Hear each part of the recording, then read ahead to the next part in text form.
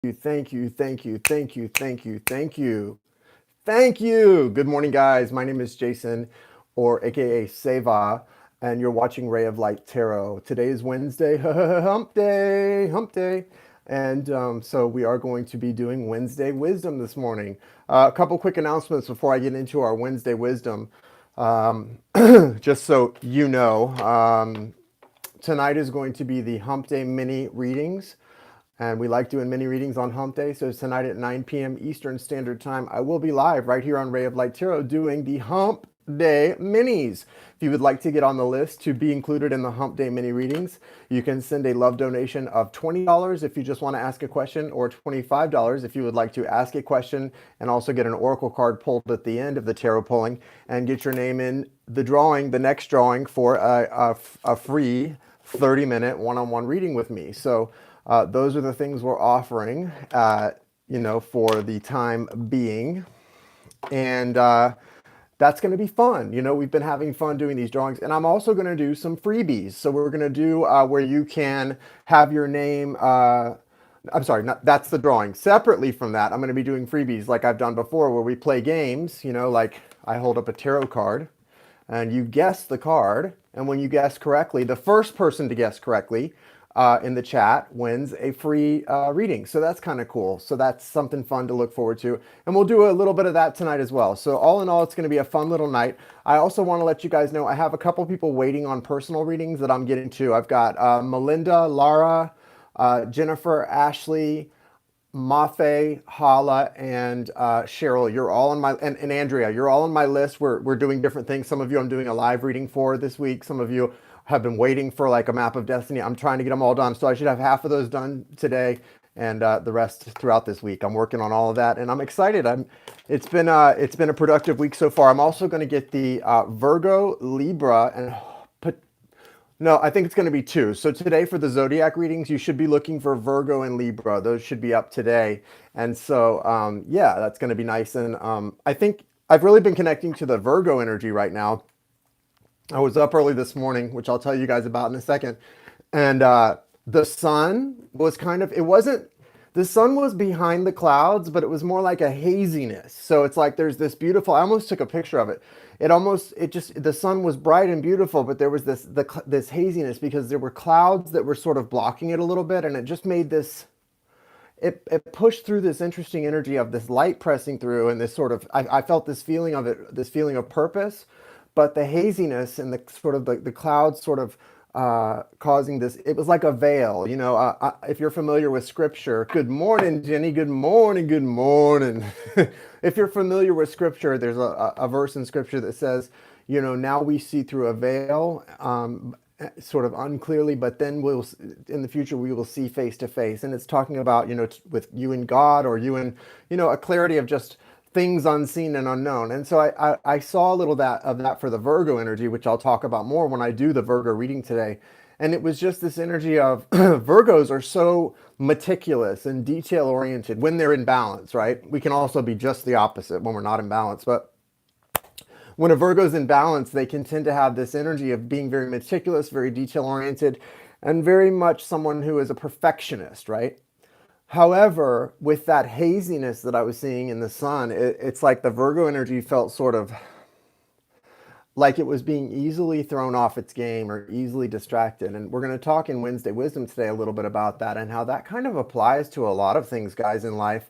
And I'll talk how it applies because I know I've got a lot of people who are on twin soul journeys here. We'll talk about that. We're also going to talk, but just in general, how that applies to how distractions can so easily not only get you thrown off your game, but it can get you sort of forgetting what your goals are and what you have in mind. That's why it's so important, good time management and having your goals written down and sort of something you focus on and think about a lot, right? So anyway, we'll get to that. But yeah, so you guys who don't know me, and some of you who do know, at least in a general way, I get up really early in the mornings, most days of the week, around 5 a.m., sometimes even earlier, but I go to bed early and I start my day early and, get up and do errands and work out and sometimes walk on the beach, go get a coffee, et cetera, et cetera, et cetera. Well, I haven't been getting my coffee until later because what I'll do is I'll get up early and walk the dog and stuff and then go do my little personal rituals and fitness stuff, but then I'll go back to sleep. Well, today I was trying to do the same thing. I got up and did my thing, and then I came home and went back to sleep, or that was the intention. My grandmother's dog is a Pomeranian mix, and she's a yapper. Like, I mean, she's got the yappy Pomeranian voice, but she's like 3 times the size of a Pomeranian. So it's louder and higher pitched and more obnoxious. So she's like, but like turn it up to a 10. So needless to say, she can annoy me a little bit, especially when I'm trying to sleep. Well, this morning, and this dog usually is pretty good, like she'll sleep until 10 a.m. So I thought, okay, I've got a little time. It was like 7:30 when I got back home and was settling in. And I thought, okay, I've got a little time. I'm going to go back to sleep. I'm going to relax and, not worry about starting my day yet. Well, little Colleen, my grandmother's sweet little Pomeranian mixed dog, had other ideas. And that girl was off the chain, man. She was just like yappity yapping from like 8 o'clock. She's just been going, going, going. And it just really irritated me. I could feel myself getting angry. And it's such an irrational anger because it's just a dog. Dogs bark, she had to go to the bathroom or whatever. But in my mind, it's like, that's not on your schedule. This is the Virgo thing, guys.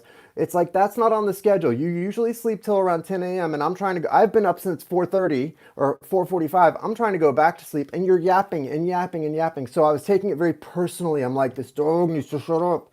Love the dog, but I really don't want to hear her yapping. So I realized in the middle of me getting angry and sort of getting up and stomping around the house because she wouldn't be quiet. And so I was stomping around and taking garbage out and just started doing things, loading the dishwasher, just started doing all these chore type activities because, well, I can't sleep. So I might as well get up and start working, right? And then I realized how, whether it's people, animals, whatever, we can so easily let outside influences throw us off our game and affect our vibration. I was letting a 15-pound animal that I love, that I happen to love, totally trash my vibration this morning.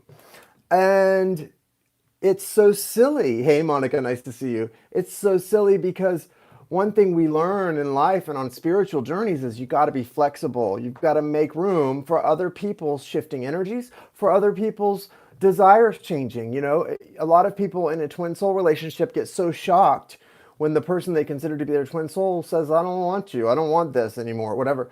Well, that's life. It doesn't mean there's not a strong connection there or love there, but things change, energies shift. The connection doesn't go away, but the energies can shift. The reason I bring all this up is there's such a, it's kind of like finding the sweet spot in manifestation, guys, the sweet spot between focusing too much on something and not focusing enough on it. Similarly, there's a sweet spot when it comes to sticking to a plan, having a plan, sort of goals written down and a plan of attack to sort of go after your goals. Having that plan, but also and sticking to it, but also having the flexibility, right? So that when things come up, when dogs bark too early in the morning and make you get up, you're sort of prepared and equipped to deal with those changes. Sorry, let me get my camera up fixed here. So you're sort of equipped to adjust and deal with these changes or these curveballs that come in, right? So as far as Wednesday wisdom goes, I think it's such a great tone to strike and a great sort of balance to strike to find an assurance and a knowledge of exactly what it is you want. Keep those goals intact and in place, but also allow for the unexpected, allow for the unplanned, the unexpected, the undesired things that can come in when you least expect it, and just be aware that that's going to happen. It's not, center yourselves, and it's not a bad thing to, want things to be a certain way and to have a plan to stick to, but it's so important to be prepared and able to sort of roll with the punches. When I was a kid, we had a running back at the University of Florida. The Gators had a great running back named Emmitt Smith, right? He was a tailback. And Emmitt Smith, he was a great running back. I'm sure some of you have probably heard of him. He ended up playing, he went to the pros. He was rookie of the year. He ended up playing for the Dallas Cowboys. And he broke 1,000 yards rushing back when that was a big deal. That within I don't know how many games, or 2,000, I think. He was amazing. Anyway, like his rookie season as an NFL running back. Anyway, Emmitt Smith, the thing about Emmitt Smith that made him so good was not just that he was fast or he was, a great running back. What made him so good is he was very short. I don't know how tall he was, but he wasn't tall. He was short and he had good balance. And so being low to the ground and having good balance, what did he do? He rolled with punches. You know what I mean? And so you could hit him and he would just kind of like roll with it and not fall down. He also it was that balance. And so when I think of what we need to do as spiritual beings having a human experience, it's a lot like the way Emmitt Smith used to handle running for touchdowns and playing for the Cowboys, the Gators. He had a balance that could handle a hit. It could take a hit and keep on going. It could roll with the punches. He was very, very versatile in that way. And his body type was not the body type you would expect of a great running back, right? And so that's what I want you guys to understand when it comes to your spiritual journey. So what if you don't fit the template for an Oscar-winning actor? If you've got the power and the desire and the will to go after that, you can do it. So what if you're not the best writer in the world? If you've got a story and you feel passionate about it and believe in your story, you can write it and it can be a best-selling New York Times bestseller. It's not about fitting a template. In fact, just know, even if you don't fit a certain template or cookie cutter mold, that may be the thing that makes you so special that you're able to bring something beautiful in because of the fact that you're different, okay? So I think that Emmitt Smith in that aspect is a great story about not only rolling with punches and being sort of someone that was able to adjust in beautiful ways, but also an example of you don't have to fit any mold. We so often want people to fit a certain box, right? And if you have a connection, like a soulmate connection, a twin soul especially, they're not going to fit in your box of past experiences. They're not going to fit in your box to be someone who is, this type of person for you or that type. They're going to fit in a box that you can't explain it. You always care deeply for this person. Sometimes it's to the point that it's really painful and hurts. And it's just this connection that's inexplicable. It's inexplicable. It doesn't fit a box. And it's just very, very special. It sort of goes in this place outside of your normal experience. Like if your normal experience is here, it's over there to the side outside the box. Okay. And so that's just the way it is. Great morning to you. Hello, Fancy. Nice to see you and welcome. And so, I think it's just a really interesting experience as we go through our spiritual journey, guys, and we learn different lessons and we have different experiences. The biggest thing to remember is that sort of rolling with those punches. Don't be afraid to get thrown off your game a little bit. The detours are where the excitement and the fun is at. Normal is boring. And it's good to have a normal, quote unquote, plan in place, right? An extraordinarily normal plan in place, but one that does allow for those unexpected punches, okay? Because those unexpected punches, believe it or not, if you can roll with those and sort of react right, be the Emmitt Smith that's got the great low to the ground balance, those are the things that you're going to weather that are going to actually bring you closer to your goals, to your dreams, and to those little unexpected fun nuggets that you really love. You're going to feel so successful and find so much success in those experiences because those are going to take you, they take you off course for sure. But what drifts off course is when you drift off course, that's where you really find your true destiny, guys. That's how you find your true destiny, is by being drifted off course. It's not always the thing that you think that you need that you want, or think that you don't need that you don't want. Sometimes it's somewhere in the middle and it's a little bit of a gray area, and Spirit has the most fun, and you can have the most fun too, getting to that place if you're just really flexible and try to just expect those unexpected things. Expect the unexpected. And it's okay if you've got that sort of the sun where it's like a hazy sun like I saw this morning, not just for Virgo, but for any of us, where it's like, okay, I know what I want, but then there's this sort of cloudiness coming over it and I'm not sure how I'm going to get it. That's okay. It doesn't have to feel like you don't have to have all the answers. I know Virgo we have that because Virgo is the maiden. Virgo is the virgin, sort of like you think of the Blessed Virgin in her connection to God. She's the spouse of God, the Father.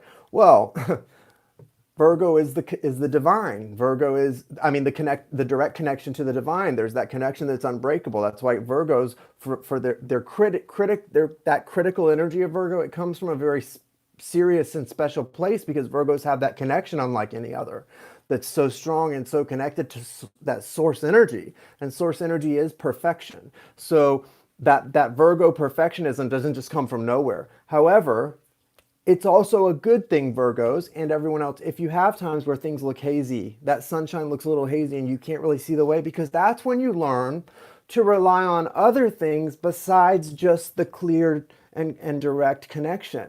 You learn to rely on your feelings more. You learn to rely on your sort of you know, if you read a lot of scientific studies show someone who is blind, usually a blind person has better hearing than the average human being, better sense of smell than the average human being. Where you have a deficit, that increases your strengths in other areas because you're forced to go in those other places and learn and expand. Same thing in this. Direct connection to the divine. If you're so used to having clarity and seeing things so clearly, when you get a little bit blinded, it allows you to grow and expand your other areas that are gifts as well, but that you maybe need to give more attention to. So look at everything. It's really about looking at everything as an opportunity, as opposed to a problem or an issue or something that needs to be corrected. No, it doesn't need to be corrected. It needs to be just what it is. And the more we can allow something to be just what it is, and to even go so far and be so bold and audacious as to be grateful for those things, that's saying a lot. Oh, I'm going to not only accept my circumstances are what they're supposed to be, as sucky as they may be, but I'm going to be so bold, so audacious, so cuckoo-headed as to actually be grateful for this BS. Ooh, now we're talking my language. Now you're speaking my language, because we're talking about twisting, throwing at modern, everything and expectations on its head. Your idea of reality and my idea of reality are two different things, and maybe neither one is actual reality, but perceived reality can be just, we were talking about this yesterday in the Leo reading. Watch the Leo reading, guys. Perceived reality can be just as important, if not more, as actual reality, because what you perceive, what your mind perceives, is a creation force, right? That starts creating more and creating more and creating more, and it starts boiling over and building its own world, its own community, its own reality. And so that's special, that perceived reality we have. And so I would be bold and audacious enough to suggest in all seriousness that if you want to make your world a happier place and make the world at large a better place, turn that frown upside down, Charlie Brown, because your perception literally does create your reality. Not just, and see, here's the thing. There is a perceived reality and then there's reality, but your perception and perceived reality actually creates future tense reality. Not just how you perceive it, but the way you live and the way people around you perceive it. You're creating it by what you perceive. So keep in mind how all those things are all interconnected and it's all forming its own wheel. And I would just really say that those punches that come in unexpectedly are good things. Good, fan. Turn it upside down. Smiling is fun. Smiling makes me feel better all the time. It's a good thing, right? But yeah, I I definitely feel I feel like it's been one of those situations where the message that came through for you guys for Wednesday Wisdom was really about having a plan, yes, and it's so good and important to have the plan, but it's also good and important to roll with the punches and to be open to that, to sort of rolling with the punches. Does anybody want to ask a question while we're talking about this, about any of this stuff? So today I'm going to have Virgo and Libra general soulmate readings up. Those will be up today, and I'm working on some personals today as well for people. I went over the names earlier on here, so if you're waiting and your name was called, you should have a reading done very soon. How do you know you're on the right path? That's a great question. I mean, I think that it's different. It's a little bit of a different answer for all of us, but I think in the most basic sense, it's a feeling. Like, if you feel at peace with yourself, now, I don't mean that you can't be a little bit disrupted, right? Like, and a little bit a little bit of anxiousness, right? But do you feel at peace with yourself as far as like that knowing that you're on the right path? If something feels off to you, or you feel anxious, or you can't sleep, or you feel uneasy about something, usually to me that's a sign that I'm not on the right path, acting properly. The more things sort of feel like they're flowing, like I get up and I do this and I go to the next thing. It doesn't mean you don't have this little bit of urgency. Urgency is not a bad thing, but there's a difference between what urgency and like that anxious energy that feels bad. So they're not exactly the same thing. So when you feel that urgency, I think it's good, but that peace along with it is good too. Yeah. And so anxiety, anxiousness, that energy of like something is not right, that's a big clue that either you or someone in your immediate circle is off, or not meant to be where they are, or not going in the direction they're meant to be going in. Also, you see another sign that you're on the right path. To me, this is a big one, is you will see tangible, third dimensional, physical, material results. So if you're doing the right thing, you're going to see that reflected in positive ways in your life. In the workplace, if you're in the right job and you're doing the right thing, eventually you're going to see that pay off financially. Even if it's not a job that is maybe a great paying job, you're going to see some sort of encouraging results, or something that says, yes, see, you're doing the right thing, you're doing a good job, keep going. So in that same way, I think you will always see something that sort of confirms that you're on the right path. With love, when you have to go into like separation with somebody, it's not really about the separation. It's about what you learned from the thing that caused the separation, what you're learning in that time. What happens next? Do you end up back with that person? Does someone new come in? It doesn't really matter. What matters is, did you get the lesson? Did you get the lesson so that when either that person returns into your life or someone new comes in, whatever happens next, if you got the lesson, you get to move on to the next thing. Okay, whether it's with that person or someone else. So it's always, to me, about getting the lesson. So that's another piece of the, am I on the right path? Well, did you get the lesson from your last experience, from your last cycle you were in? And what you learn, it's always what you learned about yourself. It's never about what you learned about someone else. Like I said, that word narcissist, I hear people all the time calling other people narcissists, and I'm not saying they're not. There are narcissists out there.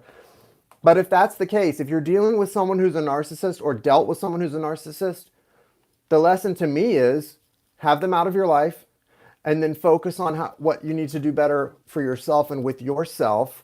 And it's not being narcissistic if you're focusing on yourself. No, it's about the way in which you're focusing on yourself. What is the purpose, and how is it? If it's to help others and to help yourself and to do good, motivation is so important in these type of things. So I don't like it. To me, it's like, are we engaging in big talk or small talk? Small talk that goes nowhere is talking about, that's a so-and-so's a narcissist. So-and-so did this to me. So-and-so did that to me. They did this to me. They did. What is the point of all of that? Big talk is, this experience taught me this, and this is where I'm going with it, right? Big talk is forward looking, future looking. And so we all have to do better. We all have to do better of doing it with of using big talk ourselves, and also encouraging the people around us to engage in big talk, right? And not small, petty conversations. So there's a lot of that energy going around. And I think we're wrapping some of that up, because I notice, here's the thing. As sucky, like we had Super Tuesday yesterday here in the United States of America, in the political world. It's a big primary day. And as sucky, and I mean sucky, as the energy of political election years can be here in the United States, it can really be tough to deal with, because it becomes very petty. And as hard as that can be to watch, it actually, I think, helps us as a culture to be less that way. Because when you're really seeing that vitriol on a daily, regular basis in our politics, most people who are reasonable, rational, empathetic people realize how much they don't want to be like that, right? And so it tends to help us to pull back, those of us who are in a gossipy mode, or who have been making the mistake of, talking more about other people's bad habits and faults instead of our own. which neither should be focused on as far as I'm concerned. But really, if you're going to focus on bad habits, focus on your own, not someone else's, right? But the point is, I think with the election years that come up, the only good thing that I see is it does tend to, for a lot of people, to hold the mirror up where they're like, ooh, we got to get less behavior, less. For me, that's what whenever I turn on CNN, it's just like, or no, and equal opportunity. Fox News just as bad, MSNBC, CNN, they're all just different perspectives of BS and lies and propaganda. The point is, news is not always news, and this is not what we want to be engaging in. So let's just remember, we have the choice. I have the choice, and you have the choice. What energy, what attitude to embrace? Do I talk about big things or small things? Do I talk about ideas or people? And do I talk well about people or negatively? And so it's not about whether somebody deserves it. There are a lot of people who deserve to be talked negatively about. I have had many times in my life where I have deserved to be talked negatively about. It's not about that. It's about you. When you hear something bad, when I have learned at 42 years old, when I hear someone saying something bad about someone, do you know what it does to me? It doesn't make me think anything bad about the person they're talking about. It makes me think about them and what kind of person they are to be saying those things. Okay. Because I've learned so much, especially the last year, I've just learned so much about what that looks like when you see someone engaging in that behavior, where they're just stuck in this anger and pettiness and wounded victim mentality. So it's really good to just, because I've been in that victim mentality a lot. And whether you've been victimized or not, you don't have to be a victim, right? Yeah, sage it up, guys, sage it up. So, you know, the full moon in Virgo is going to be an exciting energy for me, being a sun Virgo, but also I think for all of us, the full moon in Virgo, all of that sort of detailed, meticulous energy sort of coming to a head, a great time to look for things, for results to pay off in a beautiful way too. So don't be, but especially on the sort of shadow side of that, don't let it throw you, right? Don't let it throw you, upset you, or take you off your game if things don't go exactly as planned. That haziness is a good thing, and it's happening to sort of keep you moving towards your goals, and also to teach you that the way that you have it in your mind is not always the way it's supposed to go, right? We are still only human in these bodies, and we're still here learning to expand, to experience, to learn lessons, and to take it all back to source. And the biggest lesson is about how to love the right way, how to love properly.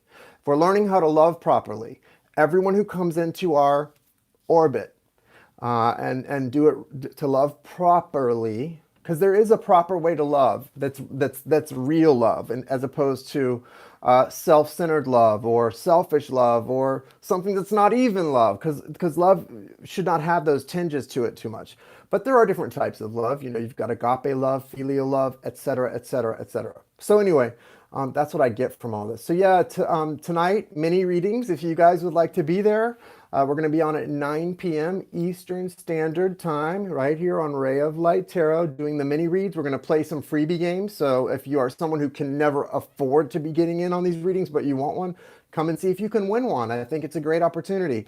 If you're someone who can afford and needs to get a reading, send the $20 if you want to ask a question and get tarot guidance, or send $25 if you want to ask a question, get tarot guidance, and get an oracle card, and get your name in for the next drawing to try to win a free extended reading. So depending on what you're looking for, you know what to do. And the Cash App is listed here in the description of this video. I prefer Cash App. If you are not in the United States, you can send the PayPal, but anyone in the US, there's no excuse to do PayPal. We're going to refund you, because if you're in the US, all you have to do is download the Cash App and send it to the Cash App.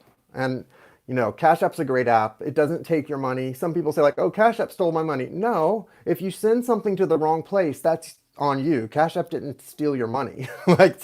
Be careful. Make sure if you do use Cash App, you want to send it to $RayofLightTarot. It's all one word. There's someone named $Ray of Light, and I'm not sure who that is, but it's not us. We're Ray of Light Tarot. Okay. $Ray of Light is probably just another person who liked that screen name.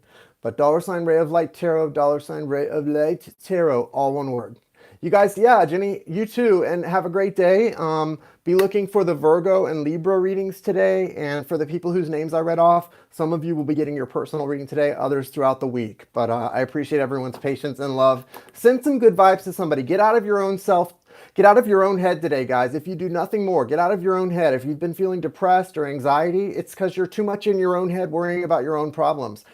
Think of someone who's out there, maybe near you, who has bigger problems than you and could use your help. Go give someone a helping hand. That's the best way to forget about your own problems for a minute and think about how you can actually be a help to someone. So go do it, okay? Bye, guys. Hey, Charisse, good morning from Orlando. Orlando. I love Orlando. I used to live there. Windermere. You guys have a great day.